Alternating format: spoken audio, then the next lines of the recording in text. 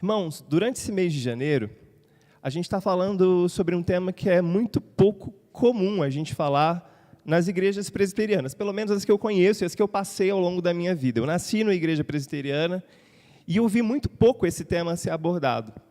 E confesso para vocês que em muitas das igrejas que eu passei, muitas das poucas, essa é a minha terceira igreja na vida, mas muitas das igrejas que eu conheci, esse era um tema um pouco espinhoso. O pessoal falava, não pode falar isso de púlpito. Engraçado que na semana passada, eu estava cumprimentando o pessoal à porta e um irmão veio falar, pastor, você foi muito corajoso de ter tocado nesse texto. A gente pregou em Malaquias 3, semana passada, o texto que fala sobre trazermos os dízimos à casa do tesouro, para que haja mantimento na casa do Senhor, que é um texto muito difícil da gente pregar sem cair no lugar comum das pessoas que tentam obrigar as pessoas, os outros, pela imposição a doarem, a contribuírem, mas, ao mesmo tempo, esse texto nos chama a um compromisso de amor ao Deus que tem nos resgatado e ao Deus que se revelou de maneira máxima em Jesus. E pensando nisso, a gente nomeou essa série com o seguinte título, Precisamos Falar sobre Dinheiro. É um tema espinhoso, é um tema que a gente não gosta, mas eu espero que, ao ouvir a gente conversar sobre dinheiro aqui, você não ouça o pastor Tássio falando, você ouça que a palavra de Deus, que tem princípios eternos e imutáveis, fale ao seu coração. A gente está aprendendo ensinamentos bíblicos para uma vida de liberdade e liberalidade. Ensinamentos bíblicos que ensinam a gente a não ser mais prisioneiro do controle do dinheiro na nossa vida. No primeiro domingo do mês, a gente conversou no capítulo 19 de Lucas sobre a história de um homem que vivia controlado pela tirania do dinheiro, Zaqueu. Ele era um cobrador de impostos, ele era um homem muito rico que ganhou a vida extorquindo os outros, mas ao se encontrar com Jesus, o coração dele foi transformado e ele fez um caminho de reparação com aquelas pessoas que ele extorquiu, com aquelas pessoas que ele tirou o dinheiro, com aquelas pessoas que ele roubou, e fez um caminho também de generosidade, doando para aqueles menos favorecidos metade do que ele tinha. Na semana passada nós falamos sobre como Israel, o povo de Deus da antiga aliança, se desviou do compromisso deles com Deus e que, por vezes, eles fizeram com que aquele compromisso, que era um compromisso de aliança, como o compromisso de um casamento, fosse um compromisso frouxo, um relacionamento aberto com Deus. Eles achavam que poderiam servir a Deus e estarem, ao mesmo tempo, casados com outros deuses. Hoje, eu quero falar com vocês sobre confiança. E, para isso, eu te convido a acompanhar junto comigo a leitura da Palavra de Deus, abrir a sua Bíblia, no Evangelho de Lucas também, no capítulo 20. Eu vou ler a partir do versículo 41 até o versículo 4 do capítulo 21. Lucas 20, a partir do 41 até o capítulo 21, versículo 4.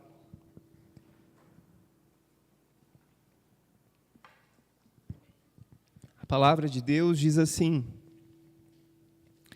Mas Jesus lhes perguntou, como podem dizer que o Cristo é filho de Davi? Visto como o próprio Davi afirma no livro dos Salmos, disse o Senhor ao meu Senhor, assenta-te à minha direita, até que eu ponha os teus inimigos por estrado dos teus pés. Assim, pois, Davi lhe chama Senhor, e como pode ele ser seu filho? Ouvindo todo o povo, recomendou Jesus a seus discípulos, guardai-vos dos escribas, que gostam de andar com vestes talares e muito apreciam as saudações nas praças, as primeiras cadeiras nas sinagogas e os primeiros lugares nos banquetes, os quais devoram as casas das viúvas e, para os justificar, fazem longas orações. Estes sofrerão juízo muito mais severo. Capítulo 21. Estando Jesus a observar, viu os ricos lançarem suas ofertas no gasofilácio. Viu também certa viúva pobre lançar ali 2 pequenas moedas e disse, verdadeiramente vos digo que esta viúva pobre deu mais do que todos, porque todos estes deram como oferta daquilo que lhes sobrava. Esta, porém, da sua pobreza, deu tudo o que possuía, todo o seu sustento. Vamos falar com Deus mais uma vez? Feche seus olhos. Querido Deus, é por graça que nos achegamos a Ti, e ao nos achegarmos, nós clamamos pela Tua misericórdia.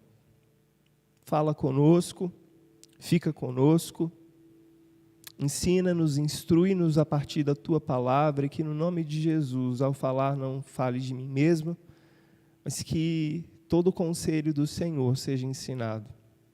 Que os meus irmãos sejam movidos em seus corações a uma confiança mais profunda no Senhor, no Teu cuidado, na Tua proteção, na Tua provisão e no Teu sustento. Que não confiemos, ó Deus, em nós mesmos.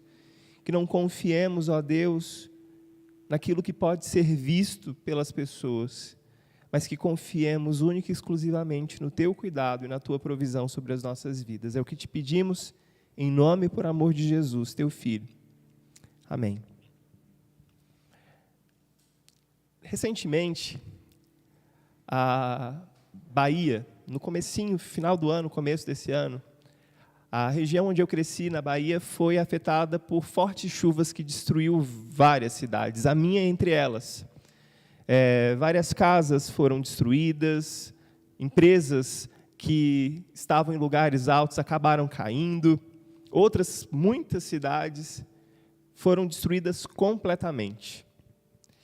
E eu já falei sobre isso aqui com vocês, mas o que foi bonito da gente ver foi que logo depois muita gente se levantou para ajudar, muita gente se dispôs a ajudar.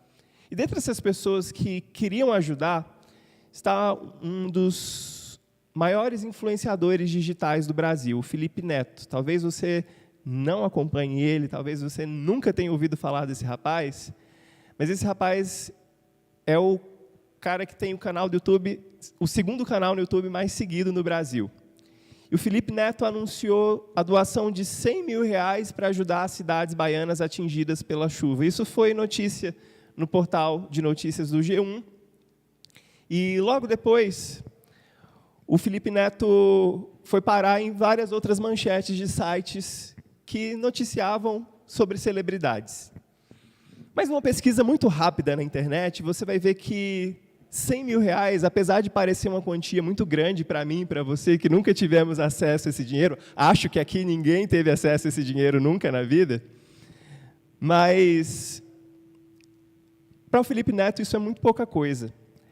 O UOL, portal UOL, falava sobre um livro que foi lançado a respeito da vida do Felipe Neto, e o nome do livro é Felipe Neto, o Influenciador, do jornalista Nelson Lima Neto. Nesse livro era mostrado que o Felipe Neto recebia uma receita de aproximadamente $13 milhões por ano, que equivale a 65,6 milhões de reais por ano. Uma quantia inestimável. E quando a gente olha esse montante de dinheiro, R$100 mil parece muito pouca coisa. Parece que a gente olha para a doação generosa que o Felipe Neto fez, mas R$100 mil, perto de 65,6 milhões de reais, parece muito pouco. Quando eu olho para esse texto que a gente acabou de ler, a gente vê uma situação muito parecida, de Jesus parado no gasofilácio, no templo, e no templo de Jerusalém existiam 3 gasofilácios em formato de trombeta, onde as pessoas depositavam as suas ofertas ali.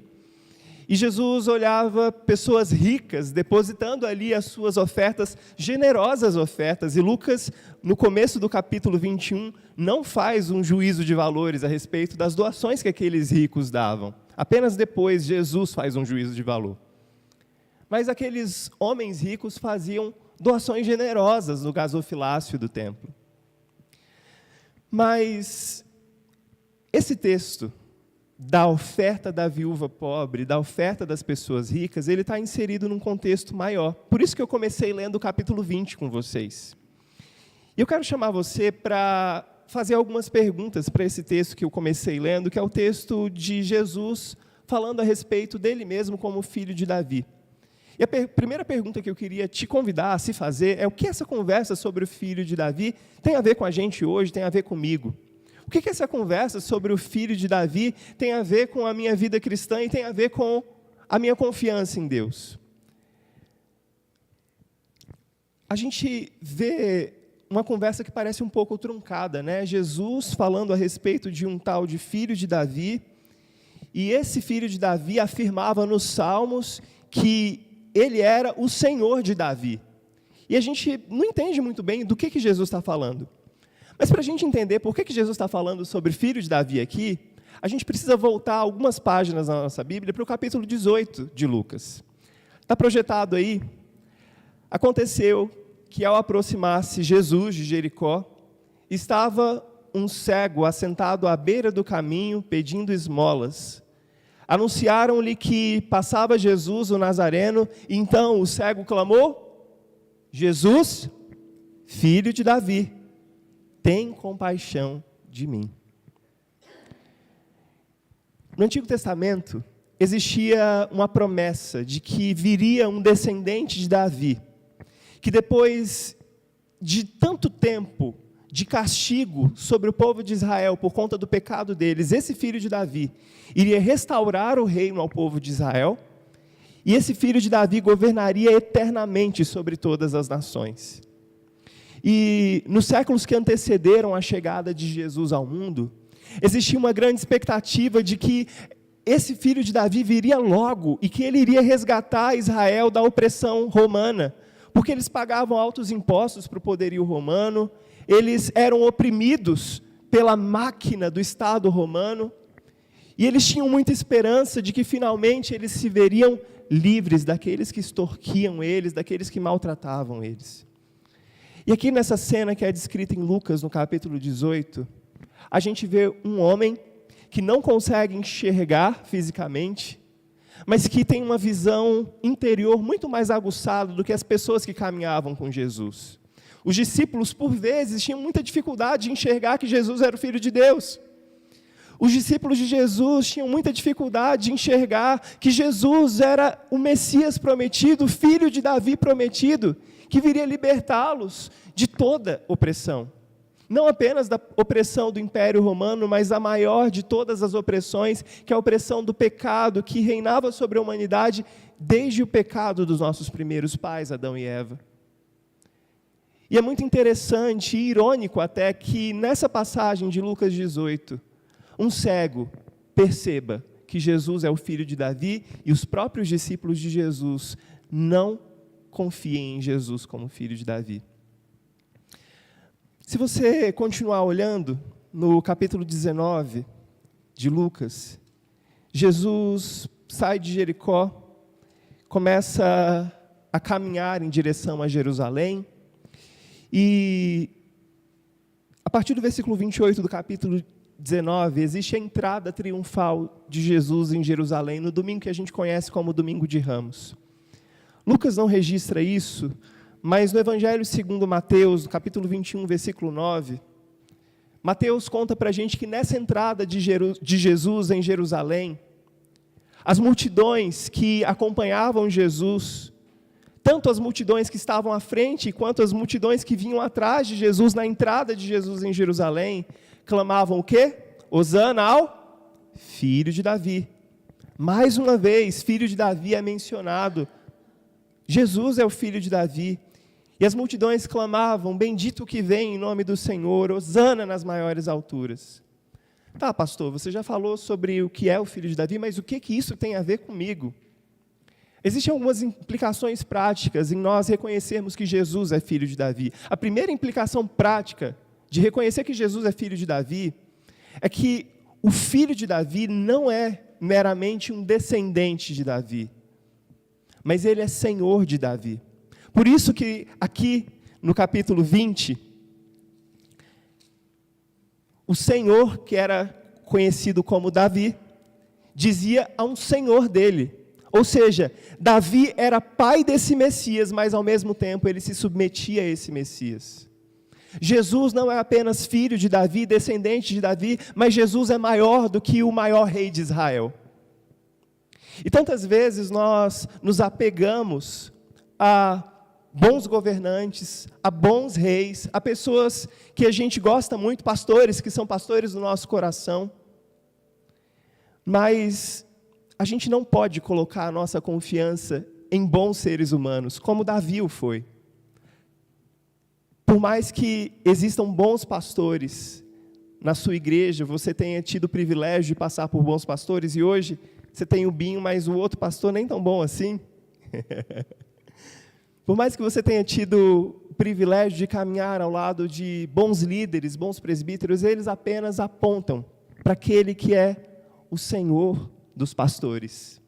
O Senhor de Davi é maior do que Davi. A segunda implicação prática é que se esse Senhor de Davi, ele é filho de Deus, porque não houve em Israel um rei maior do que Davi. Mas a promessa antiga dizia que o rei que viria seria muito maior do que Davi. E esse rei seria filho do próprio Deus, filho do Altíssimo. E Jesus, quando vem, Jesus mostra para todos que ele é o Filho de Deus. A gente começou o nosso culto hoje lendo João capítulo 2, o primeiro milagre realizado no Evangelho de João. E o Evangelho de João está estruturado em cima de 7 milagres. E lá no capítulo 20 do Evangelho, João diz que todos esses milagres que foram realizados por Jesus, eles tinham um único objetivo, de provar para todos que lessem o Evangelho, que Jesus era o Filho de Deus. Não apenas um descendente de Davi, mas o Filho de Deus encarnado. Primeira implicação prática é que, sendo Jesus descendente de Davi, ele é maior do que Davi. Mas esse rei que é maior do que Davi é também filho de Deus. E uma vez que a gente entende que o filho de Davi é o rei prometido, uma vez que a gente entende que o filho de Davi é filho de Deus, a gente precisa pôr nele a nossa confiança. A gente precisa entregar para esse filho de Davi a nossa confiança. Eu disse para vocês que a gente conversaria hoje sobre confiança. É muito fácil a gente colocar a nossa confiança em pessoas, em sistemas políticos. A gente está falando sobre dinheiro ao longo desse mês. É tão fácil a gente colocar a nossa confiança no nosso dinheiro, no nosso status. Depois de falar sobre essa conversa muito complicada sobre filho de Davi, sobre antepassado de Davi, sobre Senhor de Davi, Jesus começa a explicar essa história meio complicada de maneiras muito práticas. Mas antes da gente ver as formas práticas que Jesus expõe isso, essa realidade dele como Senhor, em quem a gente deve colocar a nossa confiança, eu quero fazer mais 2 perguntas para você. A sua confiança está no Filho de Davi? Eu sei que você disse que confia nele, mas a sua confiança está nele? Está mesmo? Na prática, no dia a dia, você confia nesse rei que veio para te libertar, não apenas do grande poder do pecado, mas que veio para te trazer uma vida de liberdade hoje, no seu dia a dia? 2 exemplos práticos sobre o senhorio desse filho de Davi, em quem a gente deve pôr a nossa confiança. O primeiro exemplo é um exemplo negativo, um exemplo do que a gente não deve fazer. São os escribas. Lá no versículo 46, do capítulo 20. Jesus vira para os seus discípulos e começa dizendo para os seus discípulos: guardai-vos dos escribas. Passem longe desses caras. Não imitem o exemplo deles. Guardai-vos dos escribas. Por que, Jesus, eu devo me guardar dos escribas? Porque eles costumam andar com vestes talares. Esse tipo de vestes talares, eram vestes como as de reis e sacerdotes. Apenas eles caminhavam com essas roupas, mas os escribas, que eram apenas pessoas que copiavam leis, copiavam documentos importantes, ou que faziam interpretações desses documentos importantes, os escribas, eles gostavam de aparentar ser o que não eram. Eles eram gente de boa importância, sim, na sociedade, eles tinham seu papel na sociedade, mas eles adoravam mostrar para as pessoas serem aquilo que eles não eram. Eles fingiam ser aquilo que eles não eram. E Jesus diz: guardai-vos dos escribas, não sejam como eles, que gostam de parecer o que não são, que gostam de caminhar nessa terra parecendo que são reis, parecendo que são sacerdotes, quando na verdade a função deles é muito menos importante do que eles acham. gente, como a gente sabe muitas vezes que a gente não é essa Coca-Cola toda, mas a gente gosta de parecer que é. Mas os escribas, eles não andavam apenas com vestes talares e gostavam de parecer quem eles não eram. Eles gostavam de caminhar nas praças e receber saudações das pessoas. Eu gosto de chegar nos lugares e as pessoas me cumprimentarem. Mas esse tipo de saudações que Jesus está falando aqui, que os escribas gostavam, eram saudações formais. Era como... O pessoal brinca, eu não sei se tem aqui, estou correndo o risco de cometer uma grande gafe, né?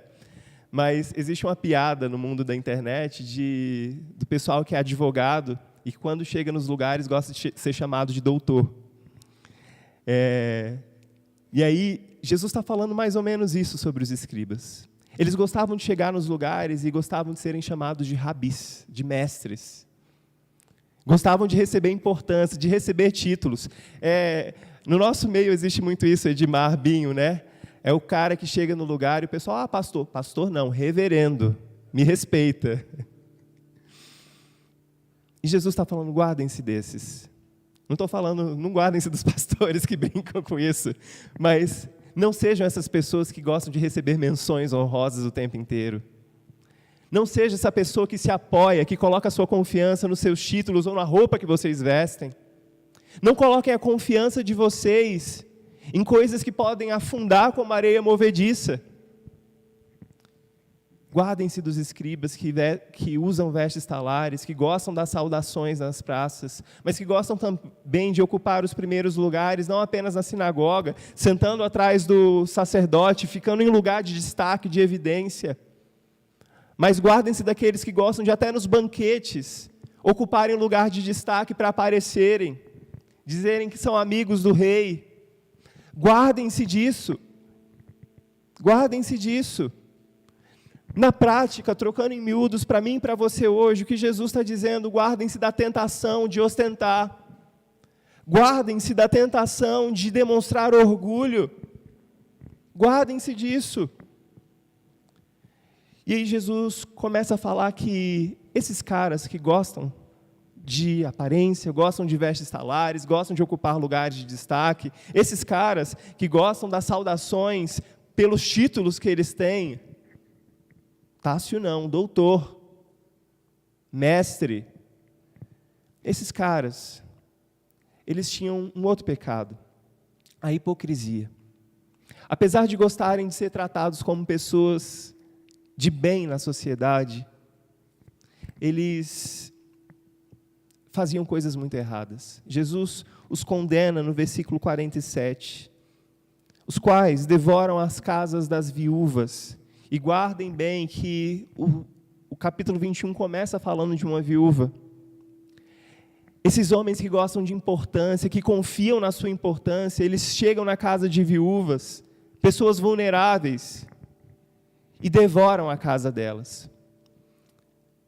A história conta que muitos dos escribas chegavam com seus ensinamentos diante das viúvas, falando, olha, existe uma única pessoa que é capaz de administrar o dinheiro que o seu marido deixou. Eu. E eu posso ajudar você num fundo de pensão para que você nunca tenha falta de nada. E eles enganavam essas viúvas com a conversa furada deles, extorquiam as viúvas, e depois as viúvas ficavam, coitadas, a ver navios. Ou eles tentavam obrigá-las a darem ofertas maiores do que as possibilidades delas. Falaram, olha, você precisa dar mais para que a alma do seu marido vá para o céu. Você precisa doar mais para que Deus abençoe você em vida e nunca venha te faltar. E aquelas viúvas acabavam dando tudo que elas tinham. Esses homens que gostam da aparência, esses homens que confiavam no que era exterior, eles devoravam a casa das viúvas. E para justificar, o versículo 47 ainda fala disso. Eles faziam longas orações. Longas orações para justificar o mau caráter deles. O mau caratismo deles. Não apenas a situação daquelas viúvas, mas uma insensibilidade ao Deus que é justo. Demonstram uma grande falta de temor ao Deus que olha pela causa dos mais fracos, dos mais necessitados. Eles extorquiam aquelas pessoas vulneráveis e, para justificar, faziam longas orações, achando que aquilo ia justificá-los. Eles gostavam de ocupar os primeiros lugares, ter status na sociedade. Mas o versículo 47, no final do versículo 47, a gente vê que existe uma condenação guardada para quem vive de aparência, para quem vive uma vida baseada na hipocrisia, na ostentação e no orgulho. Jesus é muito duro na condenação que ele declara sobre essas pessoas que amam viver uma vida de aparência, uma vida de confiança nos seus próprios méritos. Jesus diz: estes sofrerão um juízo muito mais severo. Deus vê a opressão dos maus. Talvez você na sua vida tenha sido extorquido, passado para trás por alguém. Talvez você que lutou muito para conseguir alguma coisa e alguém te fez o mal, fez com que você gastasse todas as suas economias justamente porque essa pessoa te passou para trás, te envolveu num negócio que não era bom negócio.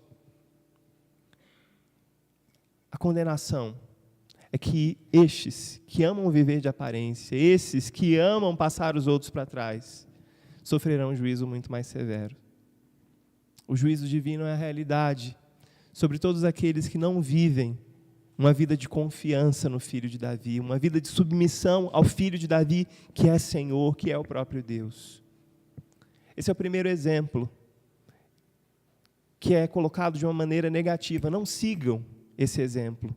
Confiem em Deus. Não confiem no que vocês podem extorquir. Não confiem no que vocês podem ganhar tirando vantagem dos outros. Não façam negócios ilícitos. Guardem-se disso. E aí Jesus, logo depois, conta um outro exemplo. Um exemplo positivo.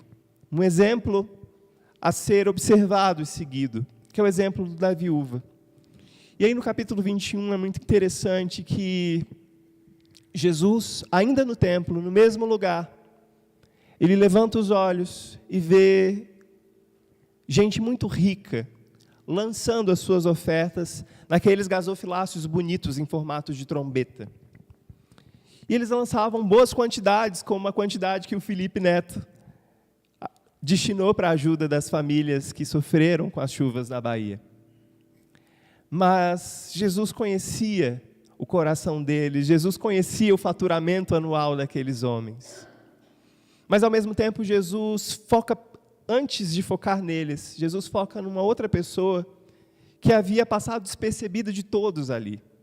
Que provavelmente era a pessoa que todo mundo virava o olho e uma semana depois o pessoal falou: ela esteve na igreja na semana passada? Entrou na igreja? Porque era uma pessoa muito simples, uma pessoa muito humilde. E é engraçado que Lucas, quando fala a respeito dessa pessoa, dessa senhora, uma viúva, no versículo 2, ele faz algo que é quase que uma redundância. Uma viúva pobre. Ele qualifica essa viúva. Dizer isso na Palestina do primeiro século era uma redundância, porque viúvas normalmente eram pessoas pobres, era o tipo de gente mais vulnerável na sociedade daquela época. Elas dependiam da misericórdia e da pena dos outros. Elas dependiam do cuidado dos outros, da família, e se a família abandonasse, elas dependiam do cuidado do templo. Os sacerdotes, os levitas, eles tinham cuidado com as viúvas, com os órfãos. Ofertas no templo eram destinadas para o cuidado das viúvas. E aí Lucas faz questão de dizer que ela não apenas era viúva, era vulnerável, mas que ela era pobre. É como se Lucas estivesse dizendo para a gente: era pobre, pobre, pobre de maré de si. E essa viúva pobre, ela traz consigo 2 pequenas moedas. E se a gente for traduzir literalmente, ela traz consigo 2 leptas. Lepta era o tipo de moeda menor que existia naquela época. Um denário era o salário de um trabalhador por dia. 1/8 de denário era uma outra moeda. E 1/16 de dessa segunda moeda era uma lepta. Se a gente for trocar em miúdos hoje, isso representa 1/4 de centavo de dólar. E aí você faz a conta, é quase 1 centavo nosso. Talvez menos um pouco que 1 centavo nosso. Era o que aquela mulher tinha em mãos. Esse 1 centavo dividido em 2 moedas era a oferta mínima que era permitida ser colocada no gasofilácio do templo. Provavelmente aquelas 2 moedinhas insignificantes foi o que ela juntou ao longo de algum período. Mas aquela mulher se dirige no templo, no lugar onde pessoas muito ricas depositavam quantias consideráveis, e ela colocou ali no gasofilácio aquelas 2 moedas insignificantes, 2 pequenas moedas. E é interessante que quando Jesus olha para a atitude daquela mulher, o que Jesus nota é sinceridade, humildade e devoção. Guarde consigo essas 3 palavras: sinceridade, humildade e devoção. Deus não está interessado no quanto de dinheiro você dá para Ele. Deus não está interessado na quantia do seu dízimo, da sua oferta. Sejam 2 leptas, sejam 100 mil reais, seja R$1 milhão, seja 10% de um salário mínimo. Deus não está interessado na quantidade, mas Deus está interessado no gesto. E o gesto daquela mulher veio carregado de sinceridade. Com muita sinceridade ela foi até o templo. Com muita humildade, ela passou pela humilhação de ver pessoas colocando grandes quantidades. Imagine alguém com bolos de dinheiro, e naquela época não era bolo de dinheiro, né? Como a gente vê maletas cheias de dólares. Eram sacos cheios de moedas de ouro, moedas de prata, que faziam barulho, e eles depositavam aqueles sacos de moedas nos gasofilácios. Mas aquela mulher não ligou para a humilhação que era chegar no meio de vários sacos de moedas, apenas com 2 moedinhas insignificantes. E a devoção, o gesto de entregar a Deus aquilo. E quando Jesus faz uma análise daquilo que estava acontecendo na frente de todos eles, e é interessante que Jesus faz questão de grifar aquele ato daquela mulher, colocar um holofote sobre um ato que muitos de nós talvez teríamos vergonha. Jesus não mostra, é muito pouca quantidade. Não quero mostrar Jesus. Jesus, no versículo 3 do capítulo 21, diz: verdadeiramente vos digo. Todas as vezes que no Novo Testamento você vê Jesus dizendo em verdade vos digo, verdadeiramente vos digo, presta atenção, porque Jesus está enfatizando aquela ação. E aqui Jesus está enfatizando a ação dessa mulher. Verdadeiramente vos digo que essa viúva pobre deu mais do que todos. Por quê? Porque o gesto dela veio carregado de sinceridade, de humildade e devoção. E o versículo 4, Jesus analisa a atitude dos ricos. Se a atitude daquela mulher era uma atitude carregada de sinceridade, humildade, devoção, a atitude dos ricos, eles deram como oferta daquilo que lhes sobrava. O Felipe Neto, que arrecada 65,6 milhões de reais, só com receita do YouTube por ano, doou 100 mil reais. 100 mil reais é sobra, é o troco. É o troco para o chiclete. Enquanto muitos oferecem daquilo que lhes sobra, essa mulher, da sua pobreza, deu tudo. Pastor, como eu aplico isso na minha vida? Você está falando que eu devo pegar todo o meu dinheiro, todas as minhas reservas, entregar na igreja? É isso? Vamos voltar no que eu acabei de dizer? Não importa para Deus a quantidade, o que importa para Deus é o gesto. A gente já aprendeu que o nosso gesto precisa ser generoso, porque recebemos de Deus a generosidade que nos deu muito mais do que 10% de Jesus. Jesus entregou-se por completo. Mas nesse caso, enquanto a gente via os escribas com arrogância, enquanto a gente via os escribas com um desejo orgulhoso de se mostrarem, de mostrarem ser aquilo que eles não são, o que a gente vê nessa mulher é sinceridade, humildade, devoção. E se a gente puder resumir tudo isso em uma palavra apenas, o que aquela mulher fez, o que aquela viúva fez, foi demonstrar a sua confiança no filho de Davi, que a gente viu no começo dessa pregação. Pastor, por que confiança? Aquela mulher deu tudo que ela possuía, só que o tudo que ela possuía não era suficiente para ela comprar um pão naquele dia. Mas dando tudo que ela possuía, ela estava dizendo para Deus: Deus, eu confio que dando o pouco que eu tenho, o tudo que eu tenho, eu confio que o meu pão de cada dia vai ser providenciado pelo Senhor. E muitos de nós usamos como desculpa para não sermos generosos, para não sermos fiéis, que o que a gente ganha é pouco. A gente usa como desculpa para não ser generoso com as outras pessoas, com o nosso vizinho, com o morador de rua, com a obra missionária. A gente usa como desculpa: eu não tenho muito. Mas o que essa mulher fez foi dizer: o pouco que eu tenho veio de Deus e eu devolvo para Ele. Porque eu sei que até o pão que eu como vem dEle. Aquela mulher era alguém que entendia na vida dela, no dia a dia, o que é a misericórdia, que provia pão para ela todos os dias, que não deixava ela morrer.